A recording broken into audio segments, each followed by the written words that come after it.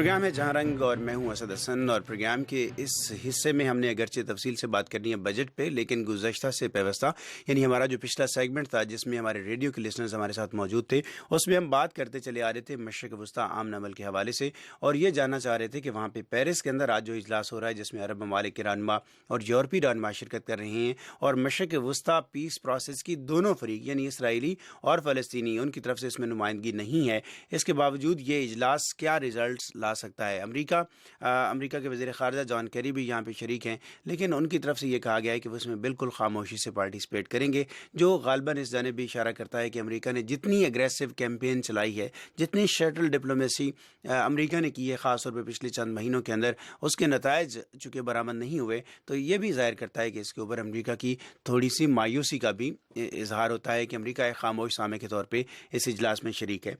ہمارے ساتھ جو پینلسٹ تھے ڈاکٹر فاروق اسناد صاحب اور خالد حمید فاروقی صاحب یورپ سے، انہوں نے ہمیں اپڈیٹ کیا تھا۔ علی عمران صاحب سے ہم ان کا نقطہ نظر لیں گے، اور آپ کو یہ بتاتے چلیں کہ اس سے پہلے جو ہمارا سیگمنٹ تھا ریڈیو کا سب سے پہلا، اس میں ہم نے بات کی تھی پاکستان کے اندر دہشت گردی اور ریاستی اداروں کی پاکستان کے اندر کرپشن اور ریاستی اداروں کی کرپشن سے نمٹنے کی صلاحیت یا استعداد کار۔ ڈاکٹر فاروق اسناد صاحب اور اسار رانا صاحب نے ہمیں جوائن کیا تھا۔ علی عمران صاحب، اوور ٹو یو۔ آپ کے خیال میں پیرس اجلاس کیا نتائج دے سکتا ہے جبکہ وہ دونوں موجود نہیں ہیں، اور کیا یہ کہنا درست ہے کہ واقعتاً امریکہ کافی اس سے ڈس اپوائنٹڈ ہے پورے پروسیس سے یا پوری ایفرٹ سے جو اس نے کی ہیں، اور چونکہ نتائج نہیں نکلے ہیں تو ابھی وہ ایک خاموش سامع کے طور پہ اپنا احتجاج بھی ریکارڈ کرا رہا ہے؟ بہت ہی اہم سوال کیا تھا کہ گزشتہ کچھ سالوں میں کیا تبدیلیاں آئی ہیں۔ میں پہلے اس کی طرف تھوڑا سا بتانا چاہوں گا کہ ایک تو دیکھیں کہ یورپ میں یہ احساس بڑھتا چلا جا رہا ہے کہ ایسا یہ ایک جو اتنا طویل عرصے سے یہ جو اتنا بڑا ڈسپیوٹ ہے مڈل ایسٹ کا، مشرق وسطیٰ کا، اسرائیل اور فلسطینیز کے درمیان، یہ یعنی کہ فیسٹر اور خراب ہوتا جا رہا ہے، جس کی امپلیکیشنز بہت زیادہ ہیں، نہ صرف خطے کے لیے بلکہ بین الاقوامی برادری کے لیے بھی۔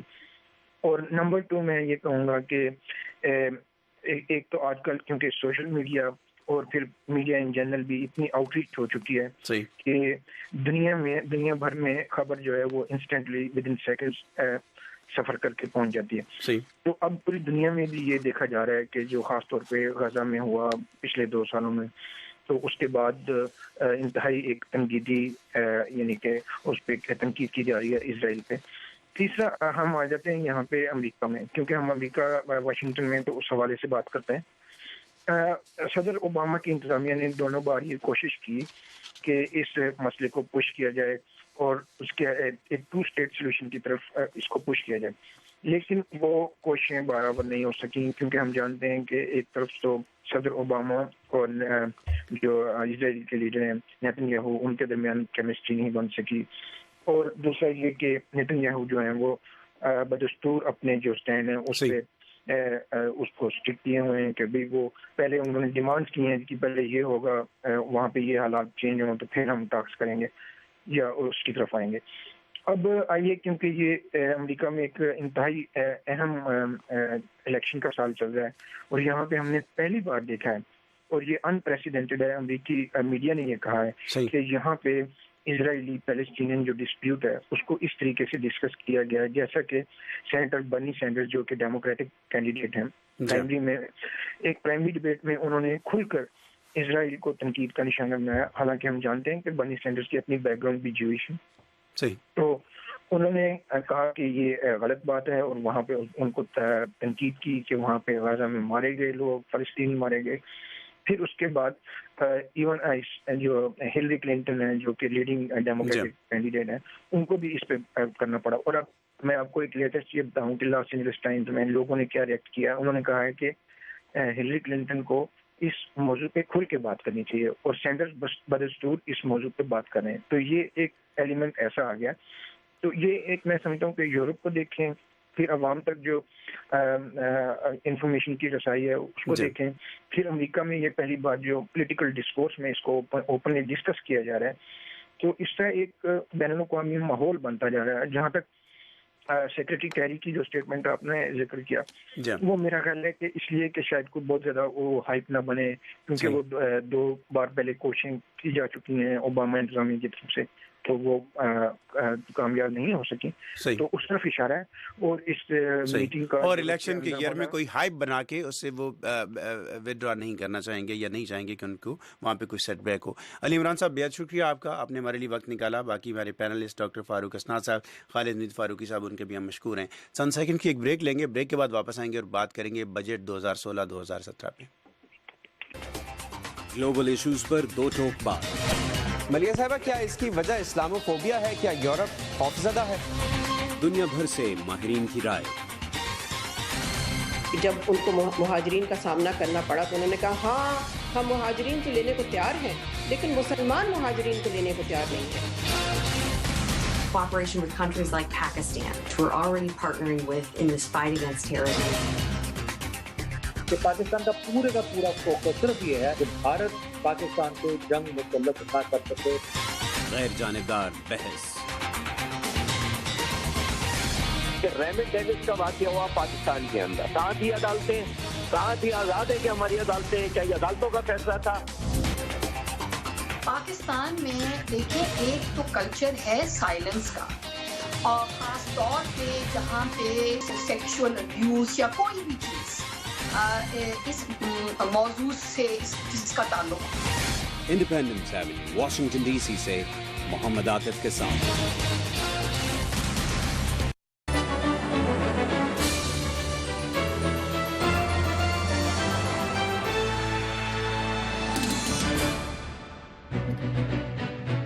پروگرام جہاں رہیں گے آپ کا خیر مقدم, میں ہوں اسد حسن, اور پروگرام کے سلسلے میں ہم بات کریں گے پاکستان کا وفاقی بجٹ 2016-2017.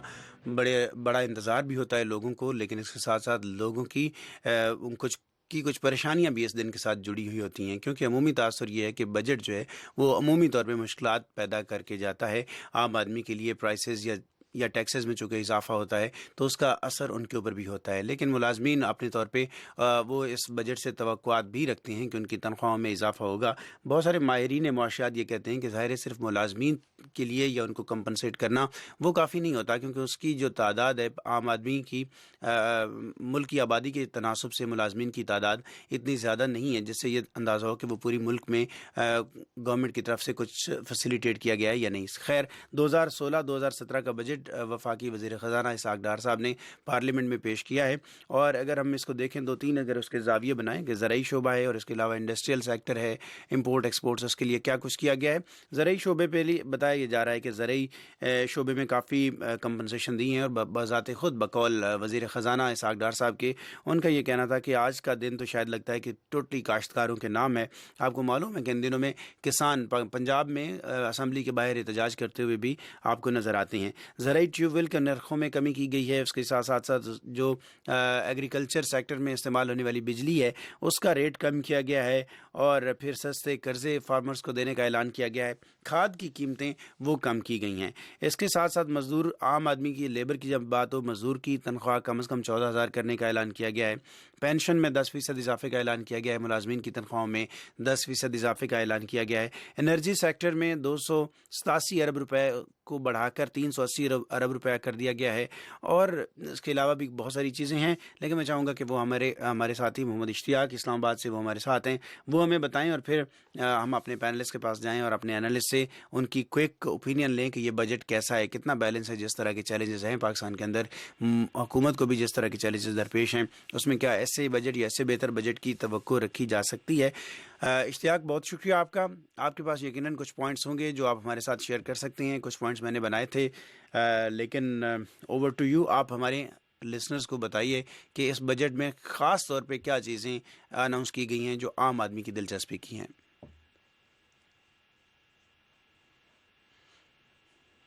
جی اشتیاق, آپ مجھے سن سکتے ہیں؟ اشتیاق, آپ ہمارے ساتھ ہیں؟ اشتیاق ہمارے نمائندہ اسلام آباد سے, غالباً وہ ہمارے ساتھ ہیں, لیکن کسی وجہ سے ان کی کال جو ہے وہ تھرو نہیں ہو رہی. اشتیاق, مجھے آپ سن سکتے ہیں؟ اشتیاق سے ہمارا رابطہ نہیں ہو پا رہا ہے. انرجی سیکٹر میں جیسے آپ کو بتایا 287 ارب روپے پہلے تھے, 380 ارب روپے رکھے گئے ہیں, اور حکومت کا دعویٰ یہ ہے کہ سال 2018 تک 10,000 میگا واٹ بجلی پیدا کرنے کی صلاحیت ہوگی پاکستان کے پاس. اور یہ بتایا گیا ہے کہ دیامر بھاشا ڈیم کے لیے 32 ارب روپے رکھے گئے ہیں, واسو ڈیم کے لیے 42 ارب روپے رکھے گئے ہیں. اس کے علاوہ بھی انرجی سیکٹر میں جو بجٹ پہلے سے موجود تھا اس میں اضافہ کیا گیا ہے. پرائم منسٹر میاں نواز شریف جیسے آپ جانتے ہیں کہ سڑکیں, شاہراہیں, موٹر وے ان کی ترجیحات کا حصہ نظر آتا ہے, اور اس بجٹ میں بھی اس پہ توجہ رکھی گئی ہے, اور 188 ارب روپے رکھے گئے ہیں سڑکوں, پلوں اور شاہراہوں کی تعمیر کے لیے.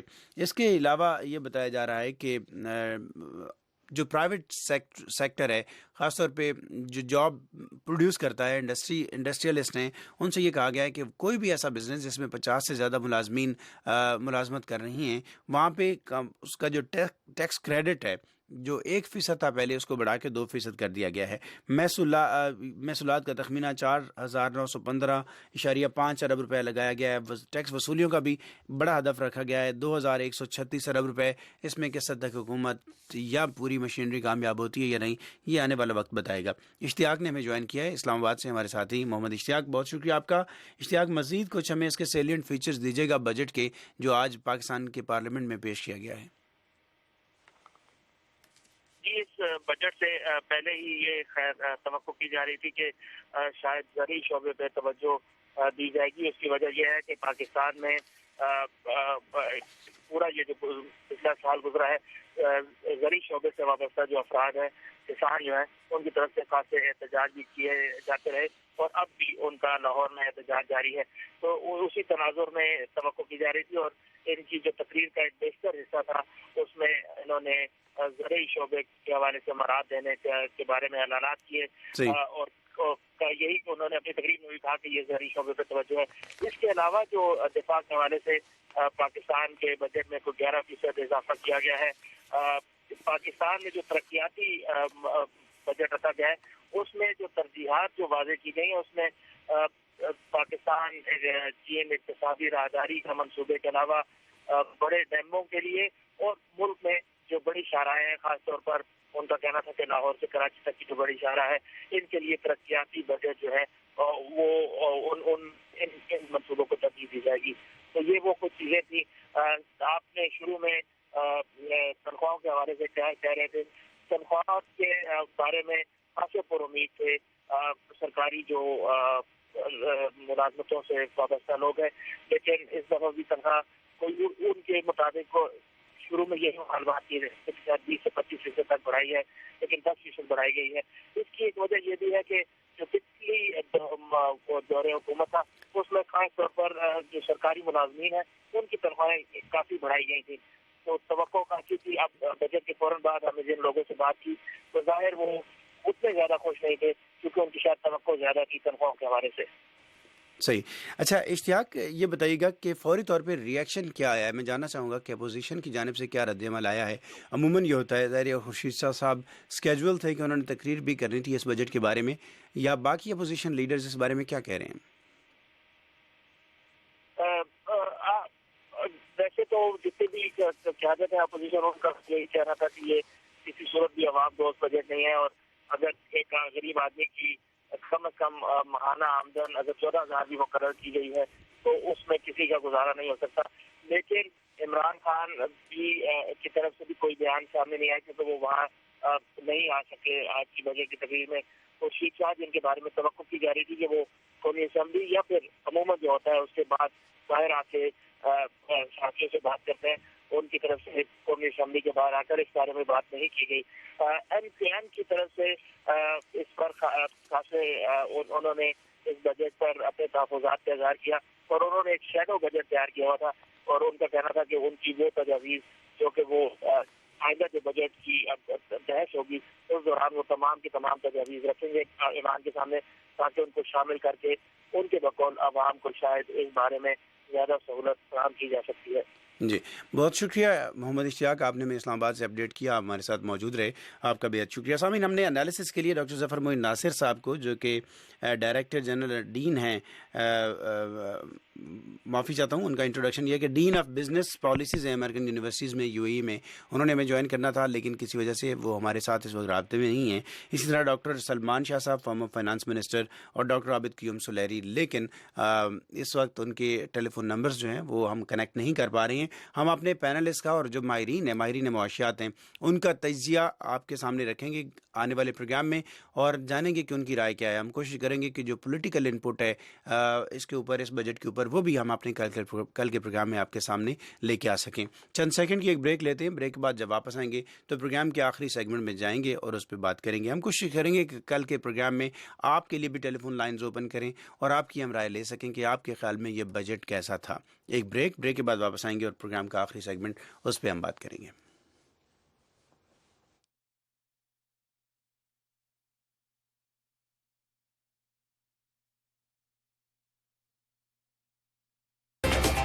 ग्लोबल इश्यूज पर दो टोक बात।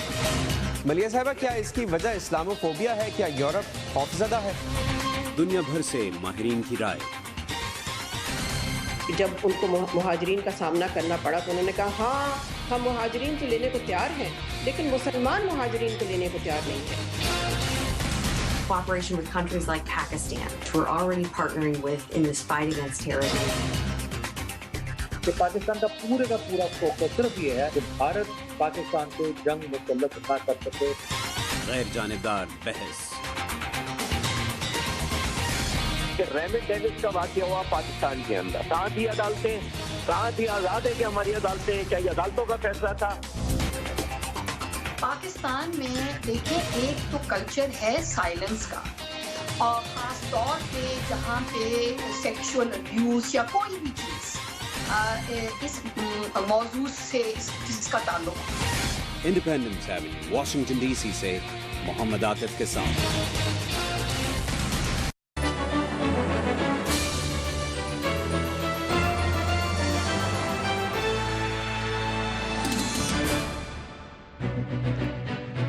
प्रोग्राम जहाँ रंग में आपका खैर मकदम। मैं हूँ असद हसन और प्रोग्राम का ये हमारा आखिरी सेगमेंट है और इसमें 2-3 डेवलपमेंट्स हैं जिसमें हम बात करेंगे। एक तो ये कि जो ग्लोबल टेररिज्म इंडेक्स है उसकी जो ताज़ा तरीन रिपोर्ट अमरीकी महकमा ख़ारजा ने जारी की है उसके मुताबिक दुनिया भर में साल 2015 में दहशत गर्दी के वाक़यात में कमी आई है और ख़ासतौर पर पाकिस्तान के अंदर इसमें बड़ा डिक्लाइन, इसमें बड़ी तनज़ली नज़र आई है। पाकिस्तान के लिहाज से ये एक बड़ी खुश आइंद और अच्छी खबर है और इसमें भी क्रेडिट यही दिया गया है कि पाकिस्तान के अंदर जो ऑपरेशन ज़रब अज़ब है इसमें मुख्तलिफ ग्रुपों को टारगेट किया गया। यही वजह है कि वो पाकिस्तान के अंदर हमलों की अहलियत नहीं अपने आप को मुजतमे नहीं कर पाए अपनी अहलियत को, और इस वजह से उनके हमलों में बड़ी तादाद, बड़ी शरह के साथ, बड़े वाज़ेह फ़र्क के साथ कमी आई है। लेकिन जनरली ये बताया गया है कि दुनिया के जैसे अफ़गानिस्तान या कुछ और ममालिक हैं वहाँ पे ओवरऑल तशद्दुद जो है वो पिछले कई बरसों की निस्बत सबसे ज़्यादा रिकॉर्ड हुआ है। पाकिस्तान में कमी हुई और अगर ग्लोबल इंडेक्स को देखें तो वहाँ पे उसमें कमी रिकॉर्ड हुई है।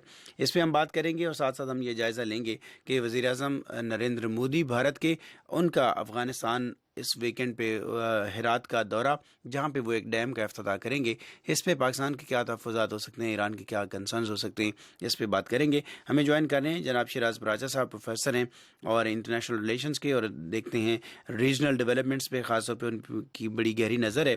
नजम रफ़ीक साहब हमें ज्वाइन कर रहे हैं, पहली बार हमारे प्रोग्राम्स में, इंस्टीट्यूट ऑफ स्ट्रेटेजिक स्टडीज़ से वाबस्ता हैं और Pakistan, piece and conflict, security and strategy और अमरीका, ये उनकी एरिया ऑफ एक्सपर्टीज़ हैं जिस पे वो बात करते हैं। तो नजम रफ़ीक साहब और शिराज बराचा साहब, आपका बहुत शुक्रिया और खैर मकदम। शिराज बराचा साहब, ग्लोबल टेररिज्म इंडेक्स पाकिस्तान में उसकी तनज़्ज़ुली कितनी हौसला अफजा बात है और कितना क्रेडिट इसका ज़रब अज़ब को जाएगा? देखिए, जो शॉर्ट टर्म में इसका जो कमी नजर आ रही है वो तो है, लेकिन मुझे खदशा ये है कि जो लॉन्ग टर्म में मुझे कोई लगता है कि इसके लिए कोई पॉलिसी एज सच नजर नहीं आ रही पाकिस्तान में। तो तशद्दुद, मैं तो एक ऐसे हिस्से में रहता हूँ पाकिस्तान के जहाँ पर कि जो मैं देख रहा हूँ पिछले 3 साल से, वो तो ऐसा है कि यहाँ पर तशद्दुद के लिए माहौल मौजूद है। तो लॉन्ग टर्म में तो मैं ये देख रहा हूँ कि जो माइंड सेट है सोसाइटी का और जनरली, اس میں تشدد کی طرف اور نی جرک ریئیکشن اور فلیئر اپ ہونا یا وہ چیزیں ایلیمنٹس موجود ہیں. تو شارٹ ٹرم میں تو شاید ہمیں لگتا ہے پبلک ریلیشنز جو ہیں ملٹری کے انہوں نے بہت افیکٹو ہیں, وہ بہت اچھا کام کر رہے ہیں, ان کی وجہ سے یہ تاثر تو پیدا ہوا ہے. لیکن مجھے لانگ ٹرم اسٹریٹجی جو نیشنل ایکشن پلان میں ہے وہ مجھے اس کی کمی نظر آتی ہے. ابھی کل پرسوں ہم نے اسلام آباد میں اس کے اوپر بات کی ہے کہ صرف آپ طاقت کے زور پر یا ملٹری کے مینز کے ذریعے یہ نہیں کر سکتے, آپ کو اس مائنڈ سیٹ کو بدلنا ہوگا, اور وہ مجھے لگتا ہے کہ وہاں پر بہت بڑی کمی ہے. تو پاکستان میں ابھی تو شاید یہ لگ رہا ہے اس سال کے انڈیکس میں کم ہو, لیکن مجھے لگتا ہے کہ نہ صرف خیبر پختونخوا سے لے کے سندھ تک تشدد کا جو رجحان ہے پوری سوسائٹی میں وہ اس کی روٹس بہت گہری ہیں اور اس کو ابھی تک ایڈریس نہیں کیا گیا. اسی انڈیکس میں یا اسی رپورٹ کے اندر ایک اور بھی حوالہ ہے, وہ داعش سے متعلق ہے. بظاہر ہمیں یہ بتایا جاتا ہے کہ اس کی کمر توڑ دی گئی ہے اور اس کو شدید نقصان پہنچایا گیا ہے, اور اس کے جو زیر تسلط علاقے ہیں وہ بھی سکڑاؤ کا شکار ہیں, وہ کم ہوئے ہیں. لیکن اس رپورٹ میں یہ حوالہ دیا گیا ہے کہ وہ کئی ملکوں تک پھیلنے میں کامیاب رہی ہے اور وہ زور پکڑ رہی ہے, خاص طور پہ ایشیا, مشرقی ایشیا کے اندر. وہ بتاتے ہیں کہ جیسے افغانستان ہے, پاکستان ہے, ان ملکوں میں وہ اپنے آپ کو زیادہ اس کے فٹ پرنٹس گہرے ہوتے جا رہے ہیں. باقی اگر افریقی ممالک میں دیکھیں تو نائجیریا جیسے ملک ہیں, یمن ہے, لیبیا ہے, ان تمام جگہوں پہ داعش جو ہے وہ گہرے نقوش چھوڑتی ہوئی نظر آتی ہے. داعش کتنا بڑا فنامنا ہے اس وقت دنیا کے سامنے؟ دیکھیے, آپ نے جن ممالک کا ذکر کیا وہاں تو یقیناً یہ ہے, لیکن آپ دیکھیے کہ داعش کی جو روٹس ہیں وہ اصل میں مغربی یورپ سے ہیں. یورپی یونین کے جو ممالک ہیں خصوصاً برطانیہ, فرانس, جرمنی, وہاں سے جو لوگوں میں وہ مایوسی ہے نوجوان نسل میں, اس سسٹم میں ان کو جس طرح سے آئسولیٹ کیا گیا, جس طرح سے وہ سمجھتے ہیں کہ ان کے خلاف ڈسکریمنیشن ہوتا ہے ریس کی بنیاد پر, فیس کی بنیاد پر, تو وہاں سے لوگ جا رہے ہیں.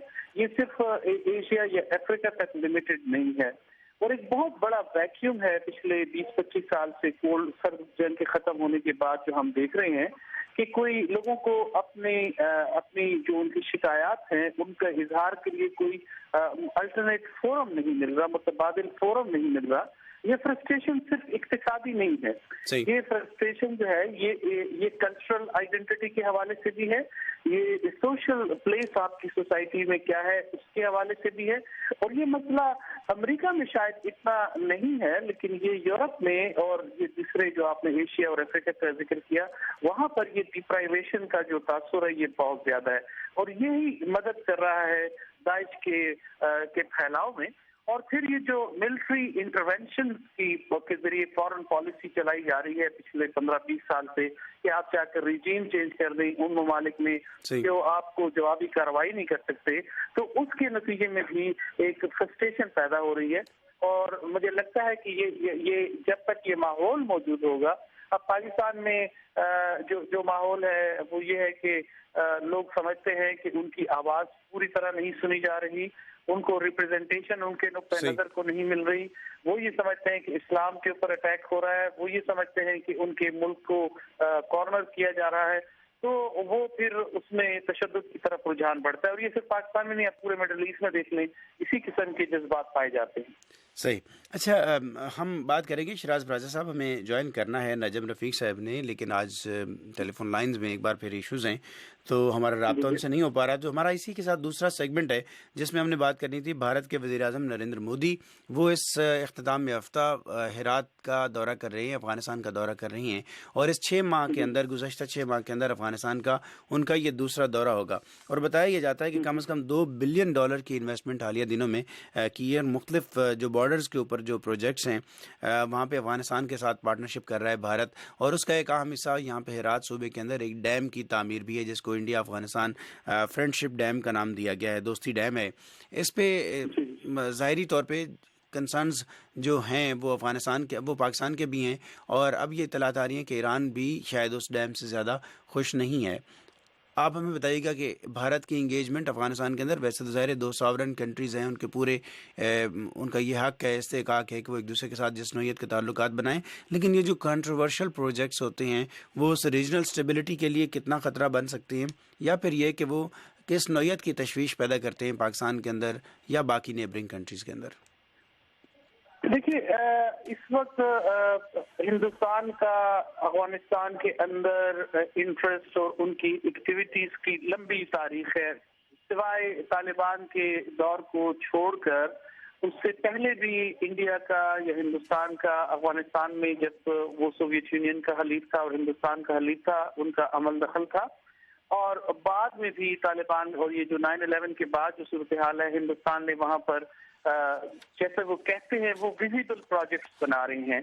वो मिलिट्री की सतह पर उनकी इतनी एंगेजमेंट डिफेंस सेक्टर में उनकी नजर नहीं आती। उनकी जो इंफ्रास्ट्रक्चर डेवलपमेंट के जो प्रोजेक्ट्स हैं, जो विजिबल चीजें हैं, रोड्स हैं, कम्युनिकेशन नेटवर्क्स हैं, और ये जो पावर जनरेशन के हैं, ये वाटर डिस्ट्रीब्यूशन के हैं, उसमें वो लोग काम कर रही हैं। और क्योंकि अफगानिस्तान और पाकिस्तान के ताल्लुकात जो हैं वो कोई आइडियल नहीं है और उनमें कोई बेहतरी की बजाय कुछ खराबी हमें नजर आ रही है, तो उसको जाहिर है अपने इंटरेस्ट को परस्यू करना, इंडिया उस अपॉर्चुनिटी को यूज कर रहा है।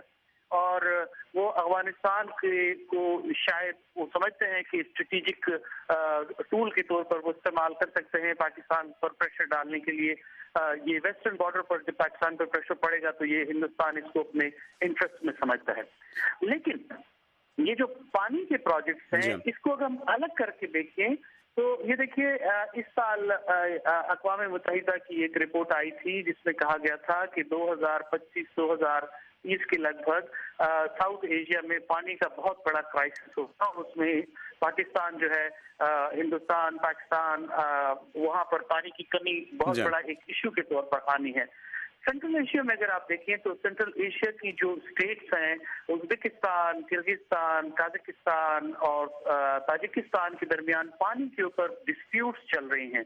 तो जब भी आप इस तरह का कोई डैम का प्रोजेक्ट बनाते हैं तो उन मुल्कों को तशवीश होती है। हालांकि आप देख रहे हैं कि हिंदुस्तान और ईरान मिल के काम कर रहे हैं और उनके दरमियान बड़ा कोऑपरेशन है। अफगानिस्तान भी पार्टनर है, जैसे चाबहार का सूबा है, सारे पार्टनर हैं। लेकिन हेरात, जैसे आप बिल्कुल दुरुस्त कह रहे हैं कि पानी का एक ऐसा मसला है जिसमें बाकी मुल्कों को तहफ़्फ़ुज़ात होते हैं और उसकी एक मसावी तकसीम या उसके जो सिस्टम है उसके ऊपर ज़्यादा फोकस होता है। इशू रहता है। जी हाँ। तो हेरात के अंदर अगर डैम बनता है तो वो किस तरह मुतासर करता है पाकिस्तान को या ईरान को, अपनी जियोग्राफिक सिचुएशन के एतबार से? हेरात का तो देखिए, पाकिस्तान के साथ उसका वो नहीं बनेगा। अलबत्ता ईरान को रिजर्वेशन हो सकती हैं। पाकिस्तान इसको मोदी साहब के अफगानिस्तान अब जाने को, और ये आपने खुद कहा कि अभी उनका ये रिसेंट दिनों में दूसरा दौरा है, तो पाकिस्तान को जो जनरल सिचुएशन है, बढ़ते हुए जो ताल्लुकात हैं हिंदुस्तान और अफगानिस्तान पे, उस पर वो तशवीश जाहिर कर सकता है और उसको होगी अपने इंटरेस्ट के हवाले से।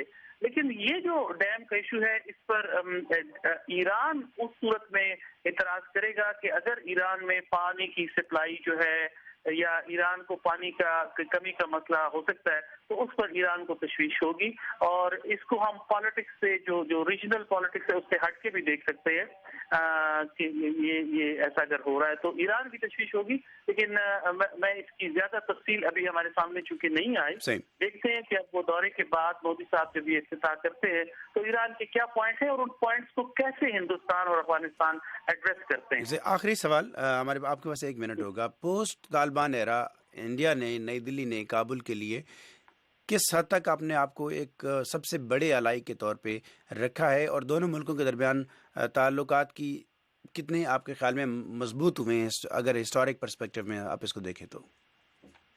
देखिए, हिंदुस्तान और अफगानिस्तान के दरमियान जो हमें रेटोरिक नजर आ रहा है और जिस तरह ये PR के और डिप्लोमेटिक ऑफेंसिव नजर आता है हिंदुस्तान की तरफ से, और हिंदुस्तान और अफगानिस्तान भी हिंदुस्तान के साथ अपना ताल्लुक को शोकेस करता है, लेकिन वो उसका जो टारगेट मेरी नजर में पाकिस्तान है।